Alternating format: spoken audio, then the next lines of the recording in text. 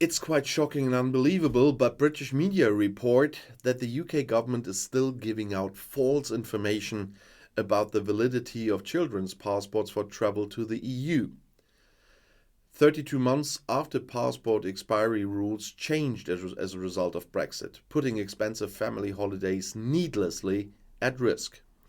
As an example, they have one family from Sheffield on the brink of cancelling a £5,000 cruise to Spain and to Portugal after repeatedly being assured incorrectly that the passport belonging to their 9-year-old had expired. After contacting The Independent, which brought up the story, their holiday now went ahead, fortunately. In the summer of 2021, the government's online passport checker wrongly asserted that children's passports run out after 5 years regardless of any added time. After The Independent pointed out this was false, this checker was swiftly taken down. But the staff at His Majesty Passport Office, the HMPO, are still giving out wrong information. And after a very long discussion back and forth described by The Independent, the mother was told, His Majesty's Passport Office are unable to advise on passport validity. Unbelievable, isn't it? Holidaymakers who have mistakenly cancelled trips or applied needlessly for a fast-track passport as a result of false information provided by HMPO can begin a claim for financial loss against the organization, says The Independent. And The Independent asked the Home Office for an urgent response and confirmation that incorrect information will no longer be given out. But what are the real requirements for British traveling to the EU now? That's what I summed up in this video as well. British citizens can still travel to the EU without a visa for short trips of under 90 days for tourism or business. However, there are some requirements that British citizens must meet in order to travel to the EU after Brexit. And of course, I have these requirements for you.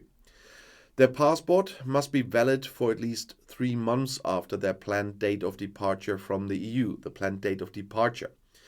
It must also have been issued within the last 10 years, so no extension beyond 10 years.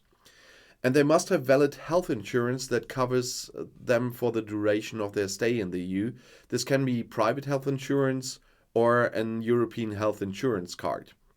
And they must have enough money to cover their living expenses for the duration of their stay in the EU. And this is usually calculated as €50 per day. And they must have a valid return or onward travel ticket out of the EU. And in addition to these requirements, British citizens will also soon be required to apply for an ETIAS visa waiver from the end of 2023 onwards.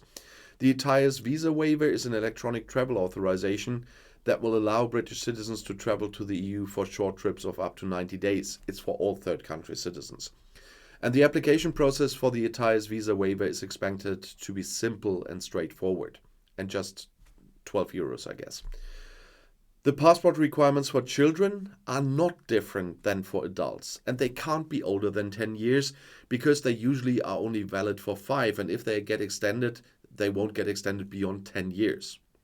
But there are some other additional requirements for children to travel. Children under the age of 16 must be accompanied by at least one parent or legal guardian.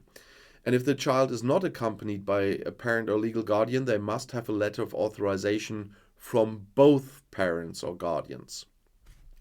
And children under the age of 16 may need to have an additional document, such as a visa or an authorization to travel, depending on the country they are visiting.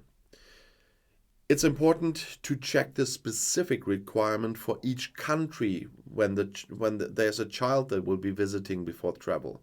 And everyone can find this information on the website of the embassy or consulate of the country they will be visiting. But there are some tips for additional things to keep in mind when traveling to the EU with children. It's a good idea to have a copy of the child's birth certificate with them when they travel, and this can be used as proof of citizenship if necessary as well. If their child is traveling with a different surname than they are, they may need to provide documentation to prove that they are their parent or legal guardian. We are really fuzzy about children. There was a lot of parent kidnapping and stuff like that.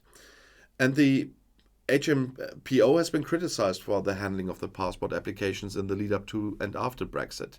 And in 2020, HMPO experienced a significant increase in passport applications due to a combination of factors including the pandemic, the extension of the Brexit transition period, and the introduction of new passport security features.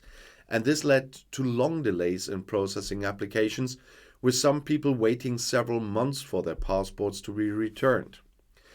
In 2021, HMPO announced that it would be increasing the number of staff and opening new passport offices in an attempt to reduce the backlog of applications. However, the problem continued, and in 2022, HMPO was forced to introduce a £100 priority service for passport applications. The problems at HMPO have been attributed to a number of factors, and those are quite clear.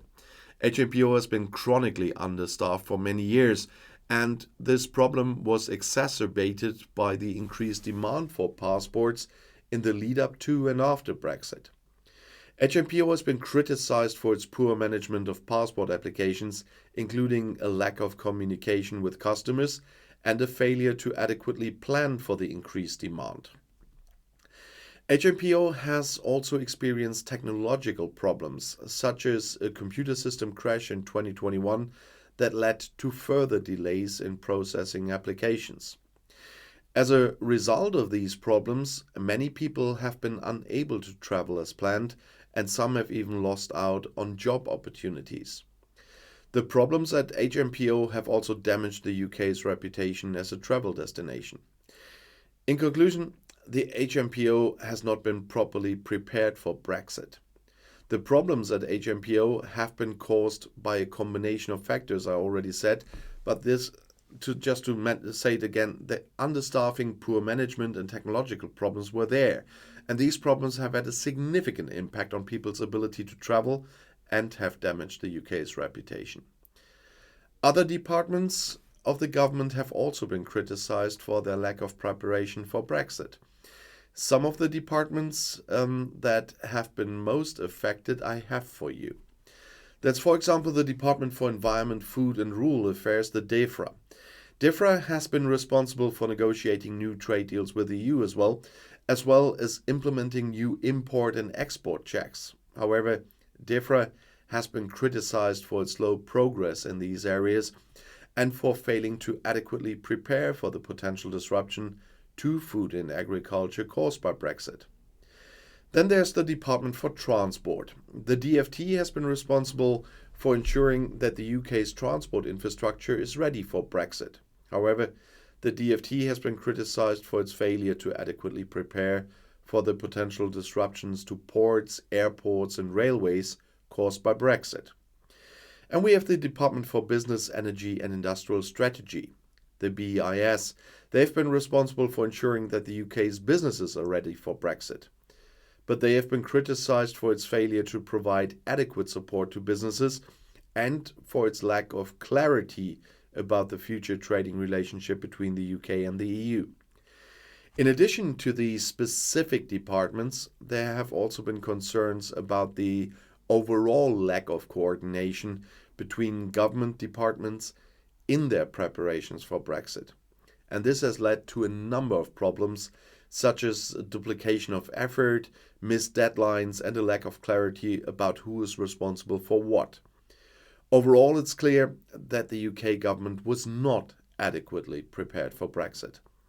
And this had a significant impact on a number of government departments and has caused a great deal of disruption to businesses and individuals. And they still haven't finished preparing. Just talking about the import checks, but that's topic for another video. And if you want to see another video about Brexit or UK politics, the next video is here on the end screen. If you want to have a chat with me and other viewers, have a look at the banner up there, and I'll see you in my next video. I'll be back.